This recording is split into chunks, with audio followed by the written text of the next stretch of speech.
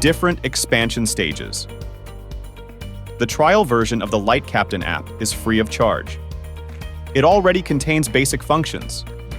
If you want to make better use of the Light Captain's range of functions, you have 2 expansion levels to choose from.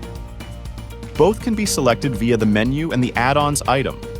If a package that has already been purchased for this account is not displayed after a new installation, it can be reactivated using the Restore Payments function. An internet connection is required to both purchase and reactivate the packages. We will now take a brief look at the differences between the expansion levels. In the basic version, you can create as many devices as you like, create as many chases as you like, and also use the music control. In the full version, you can also set precues, use motion effects, edit color effects yourself, and exchange shows and fixtures you have created yourself between different tablets. The password-protected Captain's Mode and Theater Mode are also included. It is also possible to download the basic version first and upgrade to the full version later. All licenses include future updates.